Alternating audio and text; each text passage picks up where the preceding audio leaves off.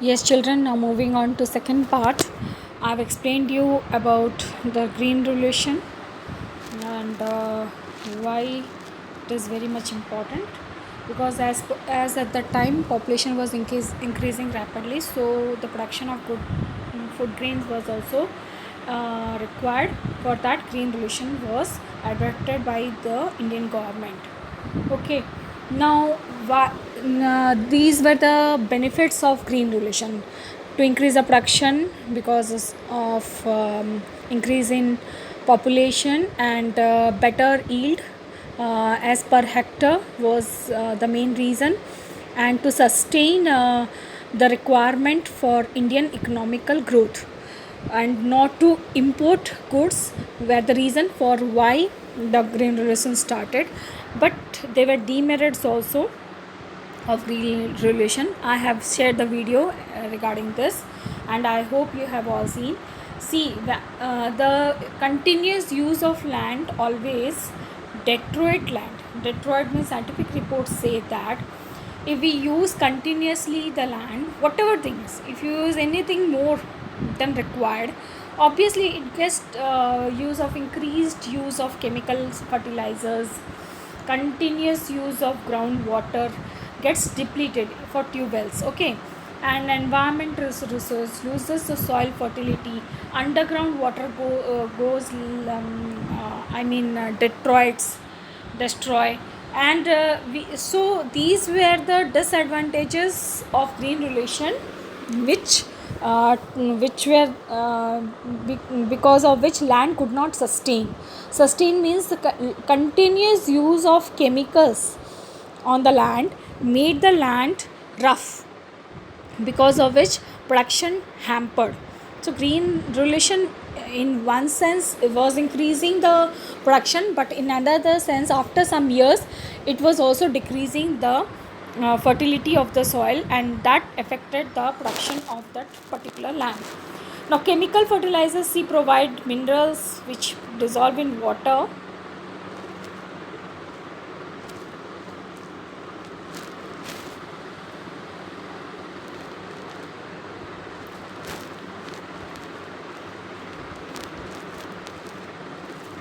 We have come more ahead. The chapter is, yeah, yes, yes, this part I was talking of. The chemical fertilizers provide minerals which dissolve in water, and immediately was available to plants, but they were not retained in the soil for long, so they escape from the soil and thus pollute the groundwater. Okay, and they were also decreasing the soil fertility. That was the main cause because of which green revolution had a bad impact on the green Indian production of farmers. See here, the large consumption of chemical fertilizers in Punjab is highest. Okay, highest, and the continuous increase of chemical fertilizers led to the farmers with cancerous diseases. And in Punjab, if you go, people are suffering with skin cancer, and it's very common in Punjab. Okay, now how is land distributed between the Palampur, the farmers of Palampur? Before that, I ask you to recall. See, I told you in the whole village there were 450 families, and out of this 450, 150 families, most of them had no land for cultivation. Remember, out of this one third of this 450 families, one third families were landless. Landless means they didn't had land, and they could not means they used to go for as daily wages, means दिहाड़ी मजदूर बन के वो दूसरों के खेतों में काम करते थे. सी 240 families cultivated small plot of land less than 2 hectares in size, and the cultivation of such plots does not bring adequate income to the farmers. Those who had less than 2 hectares of land, the production was not so sufficient enough that they could that could be means the consumption would be good for the family. The family itself was not sufficient with that production. So this was the main problem. Here is the story yeah, of Govind, who was having 2.5 hectares of land, largely with the unirrigated land. With the help of Govind, cultivated the land with the three sons, and family had to feed with itself, with that land itself, and for little extra income, what happened with see here, though they did not live very comfortably, the family managed to feed itself. Okay, the little bit of extra income for one buffalo they had, and that was the non-farming activity, means that dairy farming was also done by Govind. And after the Govind's father's death, the land was divided. See, one thing I want to tell you, children. Usually in India, what happens, suppose this is the land. Okay, now son he one farmer has this much of land. Now he had three sons, so the land was divided into three parts. And suppose this particular farmer, he had two children. So the land was again divided into two parts. Suppose now this farmer, he had again two children, so again it was divided into two parts. So again, in this way the family distribution was common. Okay, so what happens, the land acquired by one particular farmer is very less, and that with such a less hectare of amount of land, a family could not sustain itself, because the produce is not that enough to feed the whole family. Now coming back to the large farm, number of village plots scattered around the village in the picture, as you have see this picture, it is somewhat like this. Okay, these are the big land people, and these are the small small.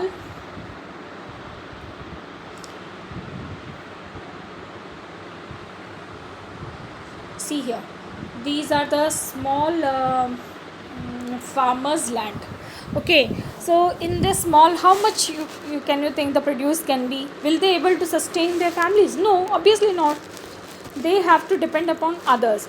So what happens, that these cultivated by the small farmers, on the other hand, they are more, half the areas of the remand is covered by the plot that are quite large in size in Palampur, and there are 60 families of medium size. Okay, so nearly 60 families are having medium sized farms, and large number of farms have more than 2 hectares, are having extending of 10 hectares. So some farmers are having more than 10 hectares of farm also. So that is what discrimination of land is there in Palampur, but nothing can be done. So here see, now this is what the graph shows. Marginal and small farmers, this much, see, red portion, so they are more in number. And here medium sized farmers are pink in color, medium to large size only very less. So this here, this shows that in India the small farmers are very much affected. So who will provide them labor? They had to go somewhere to work. So who will provide them labor? Obviously the large farmers, they need them. So what they do, they go to large farmers and they work in their field. So after the land is the labor is next necessary factor of production. Farming requires a great deal of hard work. Small farmers along with their families cultivate their field, and they provide the land required for the farming themselves. Medium and large farmers hire laborers to work in their field. So here this is the story of Ramkali and Dalla. Now here they both are talking that they are not able to get good wages. They are paid less than the government rates, why, but they still have to work because they have to feed their family, and they are ready to work because competition is too much high in the farmers. That means अगर एक farmer काम नहीं करता है तो दूसरा landless farmer काम कर लेने के लिए तैयार हो जाता है, क्योंकि अनएम्प्लॉयमेंट ज़्यादा है और काम कम है, और लोगों को काम देने वाले फार्मर्स भी कम हैं. जो काम देना चाहते हैं वो अपनी शर्तों पे और अपने तरीके से काम पे रखना चाहते हैं, और ये लोग भूख मरते और बेरोज़गार होने के कारण उस कम रेट में काम करने के लिए तैयार हो जाते हैं. तो here is a question, why do landless labours work in the field of large farmers? So main reasons is here, see here, they grow crops in the land. Instead of that, they paid wages by the farmers for whom they work. Workers can now what is this wages? Wages means beta रोजी, जो सरकार के द्वारा हर रोज़ के काम करने के बाद जो लेबर्स को दी जाती है उसको वेजेस बोलते हैं, और पूरे महीने के काम करने के बाद जो पैसा दिया जाता है उसको सैलरी बोलते हैं.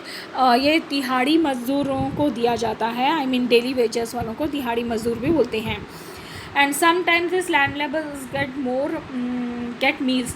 इनको कभी कभी खाना दिया जाता है, इन काइंड दिया जाता है. ये इन काइंड क्या होता है बेटा? इन काइंड मतलब जैसे कि आप खेत पे काम कर रहे हैं तो थोड़ी सब्जी आपके खेत में है तो वो दे दिया, थोड़ा दूध दे दिया, तो थोड़ा चावल दे दिया, और थोड़े पैसे दे दिए.